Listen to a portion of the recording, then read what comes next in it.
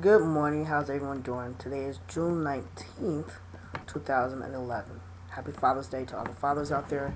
It's also Juneteenth. And I just want to say a little bit about Juneteenth and my thoughts on it, as well as my thoughts on it in relation to gay marriage and stuff like that. Um, just real quick, brief history. Juneteenth is the day that commemorates the day when the slaves found out that they were free. On September 22nd, 1862, um, Abraham Lincoln issued the Emancipation Proclamation that was supposed to go into effect January 1st, 1863. Now, this is where Juneteenth comes in. Many of the slaves, especially in Texas, did not know that they were free until June 19th, 1865, which was 3 years, 3.5 years actually, after the Emancipation Proclamation was issued to go, was supposed to go into effect. For me, lots of people say, "Well, why do we celebrate Juneteenth?" There's lots of parts to this, right? For me, it's a celebration of freedom, but more than a celebration of freedom, it is a memorial or a memory of what happened of slavery. Not only slavery that happened in the 19th century, but from slavery from then to the new Jim Crow, and to the way things continue to happen. I fear that the moment we stop speaking about, stop celebrating, the moment we forget, history repeats itself. And history does continue to repeat itself.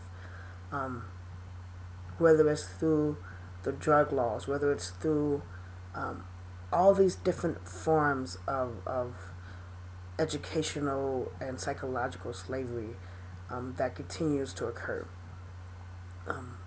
Sometimes, actually, people say, non-African Americans say, "Well, why do you have Juneteenth? Why can't we have Juneteenth?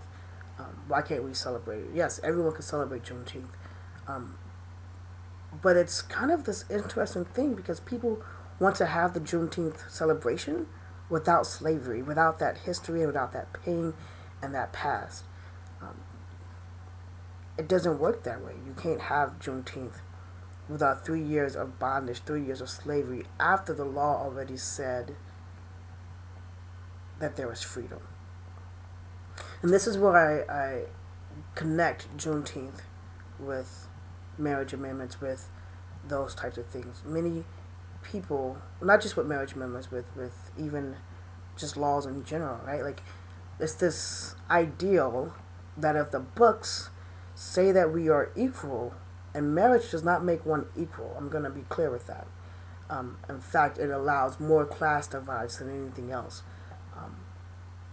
But that's a different topic, and I'm not going to talk on that today. But if the laws made us equal, then that'll be one thing. But oftentimes, it's a much longer time before we are able to actualize or able to live out that freedom that we are given on the books. Oftentimes, it's years later that we even know about that particular freedom that we are given. So what does it mean if the law says we have the right to attend any school in the country we want to attend, but then the city that is very segregated decides you could attend any school you want to attend as long as it's in your neighborhood? So let's make neighborhood schools. So that's how years, decades after the Brown versus Board of Education, you still have schools that are very segregated. You still have all white schools and all black schools. And the separate but equal doesn't exist. And the divides, the class divides, the race divides, the economic divides still continues to exist, even though the laws in the books says it isn't so. I believe, and I strongly believe, that Juneteenth is a reminder for all of us, not just for those of us who have slave heritage. It's a reminder that while the president, Abraham Lincoln, signed a decree in September 22nd of 1862 to go into effect in 1863, it took years later, 2.5 years later, after it was supposed to go into effect 3 years later after it was signed, for slaves in Texas and other parts to know that, to get this concept that they were free, right? Like to be able to be free, they were in bondage still.